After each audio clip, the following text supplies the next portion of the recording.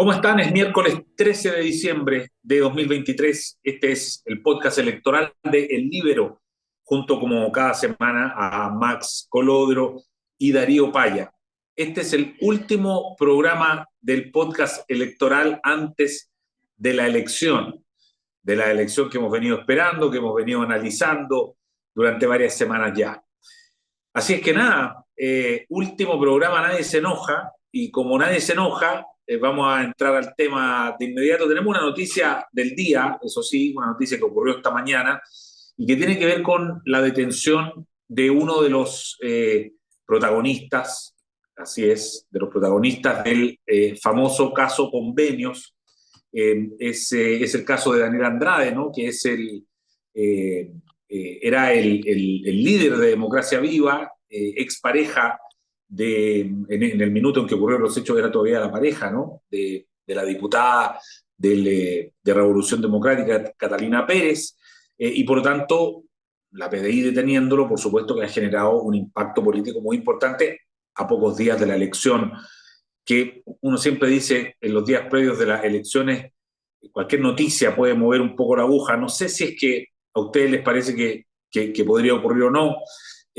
Max Colodro, partamos por ti. Muy bien, sí, yo creo que es una noticia importante. El tema convenios ha sido efectivamente algo que ha golpeado muy duro al oficialismo y al gobierno en particular, a Revolución Democrática, pero yo no sé si a estas alturas, ya 72 horas prácticamente de la elección del plebiscito del día domingo, puede ser un resultado que mueva la aguja, como se dice. Es decir, que vaya a alterar tendencias que hemos estado observando. Yo creo que el decantamiento de lo que hemos ido viendo en las últimas semanas y sobre todo a partir de septiembre, yo creo que es efectivamente a partir de septiembre donde se produce el punto de inflexión que marca este estrechamiento, primero de las curvas que se van acercando una con otra, el aumento de la favor y la disminución o estancamiento de la desaprobación. Yo creo que el cambio estructural que ya se produjo, como te decía, en septiembre, por razones que podemos eventualmente tratar de indagar, de analizar, ya se produjo. Y yo creo que hoy día, si es que esto tiene algún efecto, son más bien ya a tan pocos días de las elecciones, del plebiscito, efectos más bien marginales. Uh-huh. Darío Paya, ¿cómo lo ves tú esta noticia policial del día? Sí, mira, no sé si discrepo de Max, pero voy a argumentar algo distinto, ¿ah? A efectos de análisis, que es de lo que se trata. Creo que es perfectamente posible que tenga un efecto, en el siguiente entendido. De las grandes dificultades para leer esta elección, esta votación, que coincide con la principal dificultad que ha tenido la opción a favor de la sección de España, es esta mezcla de irritación que hay en un porcentaje gigantesco de la población, especialmente entre ese votante obligado, esos 5 millones de personas que votan porque el voto es obligatorio, y una irritación ante la clase política completa y por tanto a todo lo que le huela nacido de un acuerdo de la clase política, lo hace estar en contra, a priori. ¿Ah? Y esa mezcla, digo, de irritación con confusión, de gente que cuando te dice lo que piensa te está escribiendo la opción a favor, pero que por alguna razón estaban en contra. Entonces la pregunta es si no puede ser este un elemento que sea de esos elementos catalizadores que te redirigen, que te enfocan la irritación y a su vez constituye como un momento pedagógico de claridad. Ah, ¿verdad que era para allá donde tengo que dirigir mi... Y eso te puede producir, se habla de los episodios de Atocha, por supuesto que cualquier comparación con Atocha es inapropiada y terrible, porque lo que pasó antes de esa elección en España fue una masacre, un atentado terrorista, qué sé yo, pero en términos de la oportunidad, del momento y la capacidad de producir ajustes en la conducta de la gente, puede ser, porque la última reacción, este no es un problema con un funcionario, miembro del aparato estatal del país, de carrera.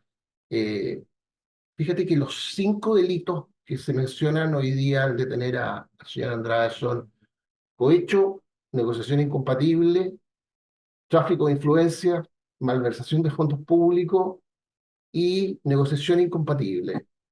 Los 5 delitos que tienen en común involucran al Estado y involucran, por todo lo que se sabe, no a funcionarios públicos, a personas con cargos políticos. Y esto es un problema que está entero instalado, no en democracia viva, ¿ah? Que de alguna manera, para variar el talento que tiene, en fin, puede ser coincidencia. Este es un problema que está en el corazón de Revolución Democrática, ¿no? Y en que lo que está en discusión son delitos cometidos con recursos públicos. Entonces, esta bomba se estalla en un solo lugar, que es en la moneda y en su entorno. Así que capaz que tenga algún efecto. Capaz que tenga. Darío, te toca a ti partir entonces con tu ofrenda. ¿Cuál tema quieres poner arriba de la mesa para conversar? De las cosas más notables que me han llamado la atención en los últimos días es la irrupción de la expresidenta Bachelet como candidata de Frentón, con un discurso que tiene mucho más que ver con su propia campaña electoral, su intento electoral presidencial número 3, y con la campaña del en contra. A mi juicio, hay una cuestión que transparentó eso más allá de toda duda para mí, por lo menos. Cuando entre las razones que da para votar en contra, apunta a las ISAPRES y apunta a la AFP, en el entendido que, y ella es una política avanzadísima y sofisticadísima, para cualquier persona es evidente que en el centro político, tú podrías ser la clase media, etcétera, etcétera, apuntarles a las AFP es visto como una amenaza a sus ahorros, a la propiedad de sus ahorros. Apuntarle a la ISAPRE, a la cual, en donde encuentran solución hoy día muchos millones de chilenos que no están en ISAPRE, incluso porque en el sector privado y en todo el sistema que está en torno a la ISAPRE, donde encuentran alguna capacidad de salir de la cola eterna de FONASA en que se mueren 10.000 personas al año. Apuntar a eso es tan mala idea electoral, es tan malo para el en contra, que uno dice, bueno, ¿y por qué lo hace?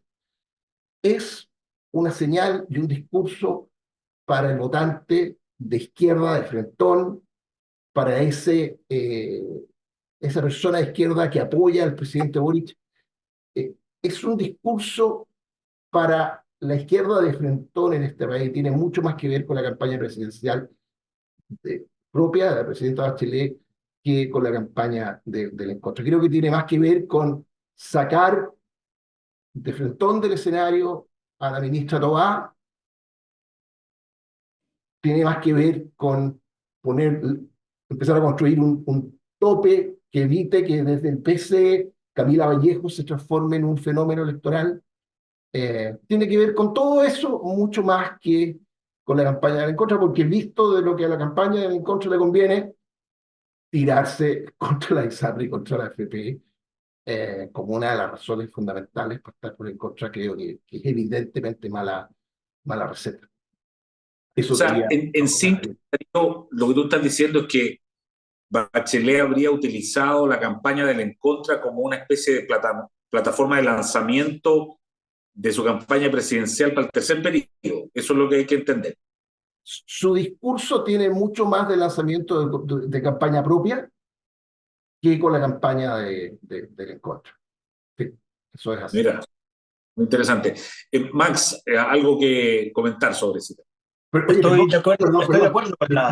Disculpa, Max, porque Sí, voy a hacer algo completamente obvio, pero la presidenta Bachelet en un fin de semana hizo las 3 cosas claves que te telegrafían que alguien es candidato.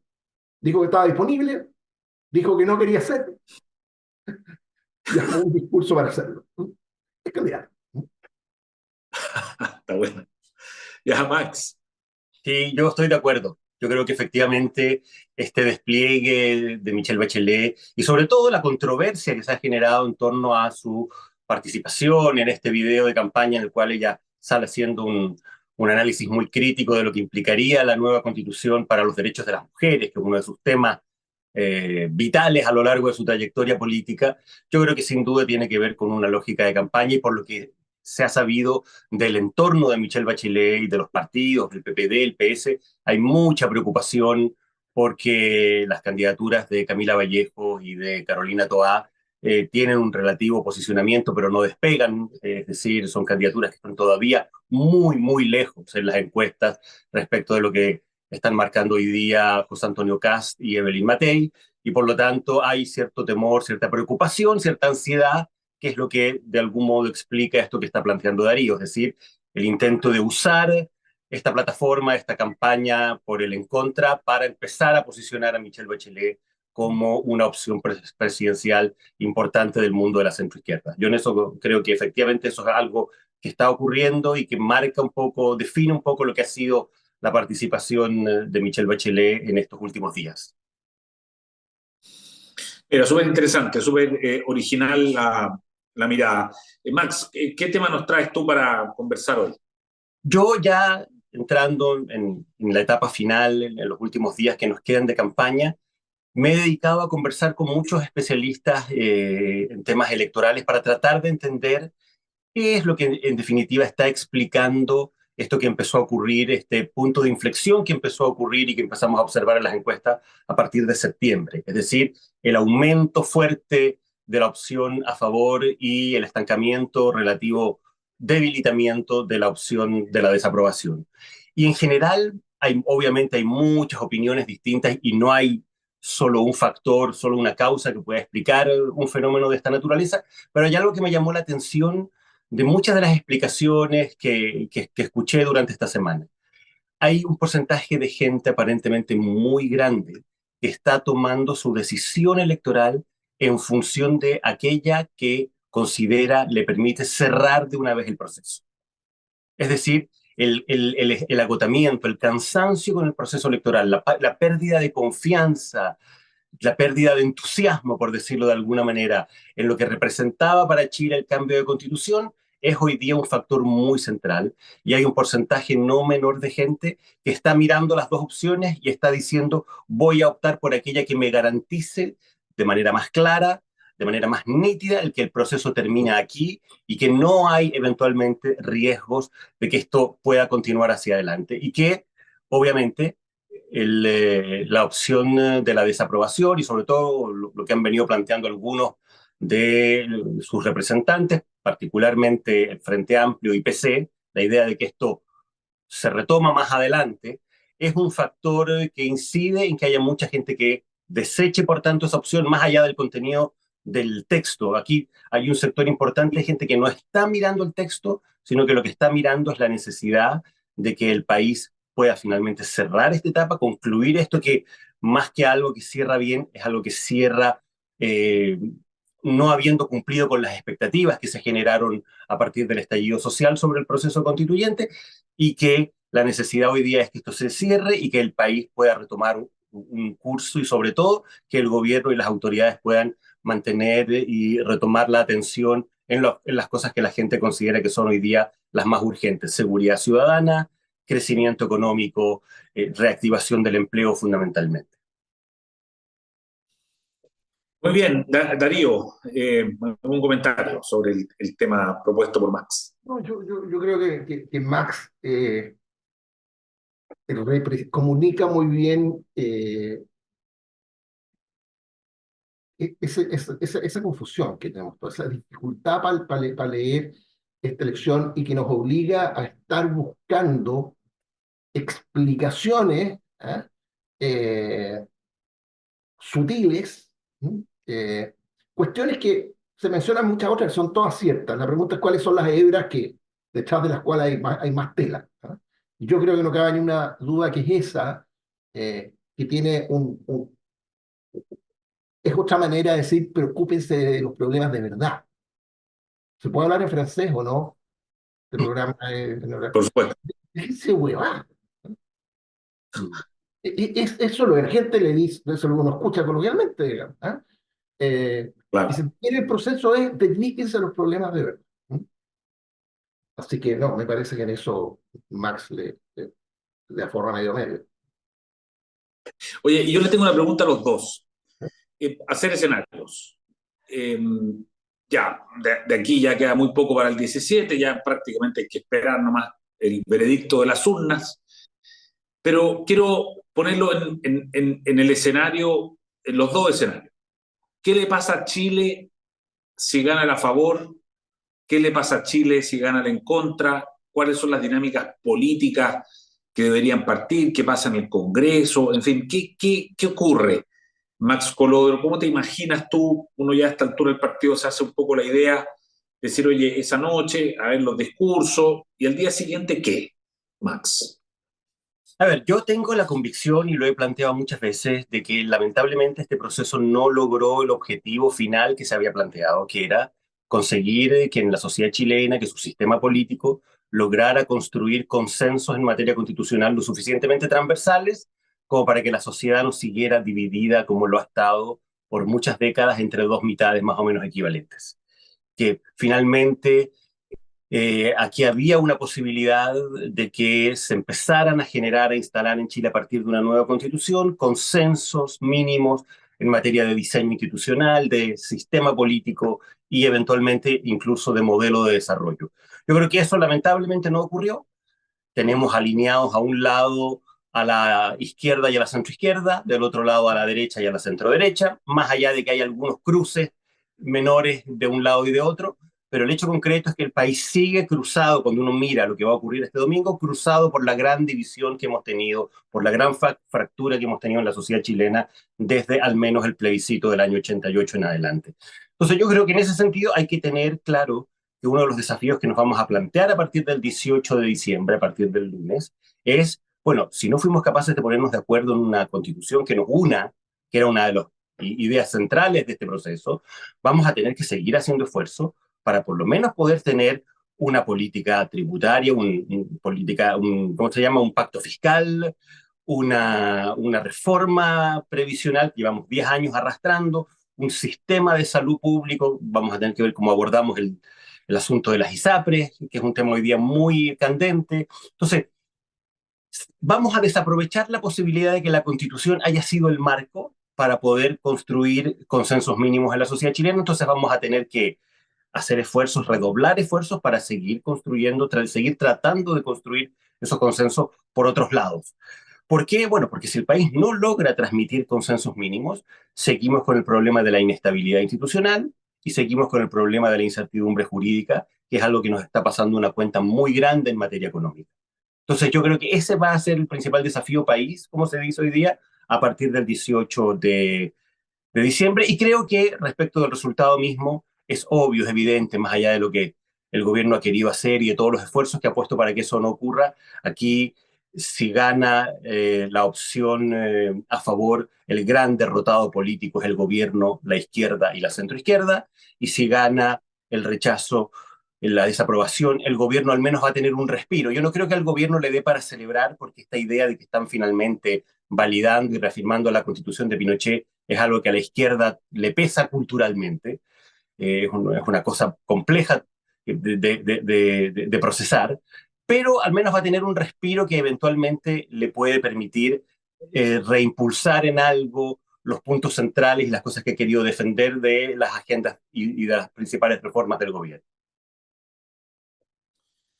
Pero vaya, la misma pregunta. Los dos escenarios. Por supuesto que me refería a consecuencias políticas. ¿Ah? Y me hace decir algo respecto de lo que significa para el gobierno, algo para la oposición y algo para el país en su conjunto. Yo creo que para el gobierno no cambia mucho si gana el apruebo o el a favor o en contra, porque yo siempre he dicho que el principal adversario, el principal problema del gobierno del presidente Boric es la realidad. Bueno, si gana el a favor, va a contar en la nueva constitución con herramientas que la pregunta es si las va a querer usar políticamente para atacar los problemas acuciantes para la gente. Inmigración, delincuencia, etcétera, no nos vamos a repetir. Y si ganan en contra, ya que le están en contra, bueno, la realidad sigue siendo completita un pastel del que se tiene que hacer cargo completo. Se le ofrecieron herramientas nuevas y él tuvo por no incorporarla al arsenal de herramientas con que el Estado puede atacar esos problemas.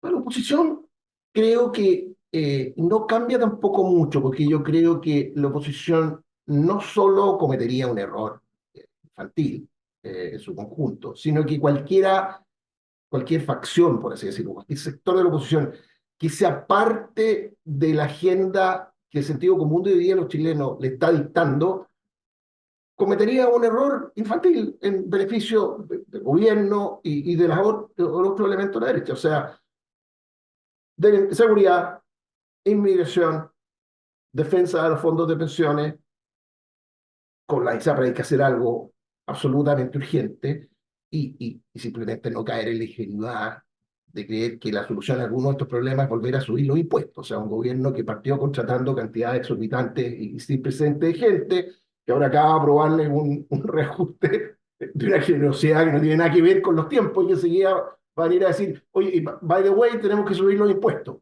En fin, creo que sería de una ingenuidad creíble. Creo que el curso para la oposición está súper nítido. Y para el país, una buena y una mala. O sea, si gana el a favor, creo que por las normas que la Constitución trae sobre el sistema político, empieza a producir efectos de inmediato. O sea, al sistema político lo obliga a hacer un ajuste gigantesco y en un sentido muy virtuoso. Aquí se acabó la fiesta de los 30 partidos existentes o en formación. Eh, la reducción del número parlamentario no es trivial, pero es un elemento visible y llamativo, pero de un ajuste que es mucho más profundo. Y las consecuencias políticas de eso pasan sobre las coaliciones que están en el gobierno, cómo se ordena la oposición. Eso es automático. Ese ajuste empezaría al tiro a funcionar con otra calculadora, si se quiere. Pero una dirección que yo encuentro muy virtuosa y muy necesaria para el país. Y si gana el en contra, bueno, queda el desafío gigantesco de que tenemos una constitución que no va a estar haciendo lo primero que se le pide a las constituciones, que es dar estabilidad. Lo hemos dicho mil veces.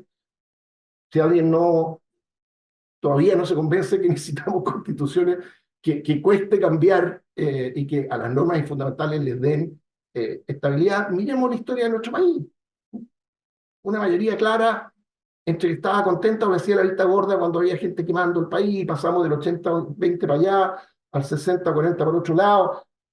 Los países necesitan estabilidad y el gran desafío que le quedaría al país si gana en contra es cómo restituir en nuestro escenario constitucional